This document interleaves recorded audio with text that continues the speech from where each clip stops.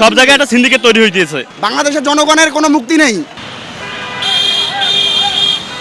Iran Israel যুদ্ধের ফলে বিশ্বের সবচেয়ে বড় তেল সরবরাহের রুট হরমুজ প্রণালী কার্যত বন্ধ থাকায় তার একটি বড় প্রভাব পড়েছে বাংলাদেশের জ্বালানির বাজারেও।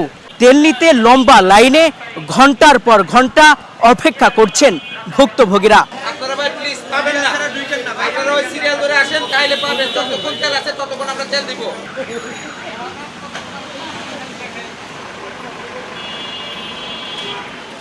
আগে যেরকম আমরা অ্যাভেলেবেল তেল নিয়ে একদিন তেল নিলে 2-3 দিন চালানো যাইতো, এখন আমরা দীর্ঘ লাইন ধরে দেখা গেছে কোনো কোনো জায়গায় 2 কিলোমিটার 1.5 কিলোমিটার লাইন হয়ে যায়। এখন ওই জায়গা থেকে আমরা লাইন দিয়ে তেল নিতে 3-4 ঘন্টা সময় অতিবাহিত হওয়ার পরে দেখে তেল দেয় 300 টাকার। সব জায়গায় সিন্ডিকেট চলতেছে, তারপর কোনো মুক্তি নেই। আমাদের বাংলাদেশের জনগণের কোনো মুক্তি নেই।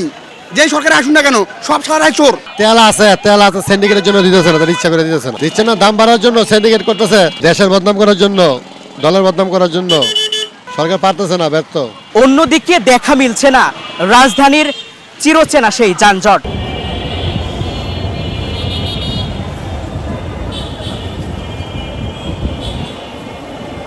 এগুলো গ্যাসবাহিত যানবাহন আছে, এগুলো চলাফেরা করে বা এগুলো রাস্তায় বের হয়, যেগুলো তেল নিতে পারে না। সব দীর্ঘ লাইন দিয়ে যে গণপরিবহনগুলো, বড় বড় বাসগুলি, এগুলো বেরোতে পারে না।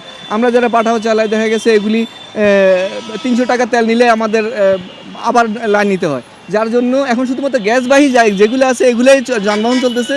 আর যেগুলো তেলবাহী গাড়ি আছে ওগুলো দেখা গেছে অলরেডি ওরা বন্ধ করে বসে আছে, যার জন্য রাস্তা ফাঁকা, মানুষের বের হয় না, গাড়ি ঘোড়াও কম।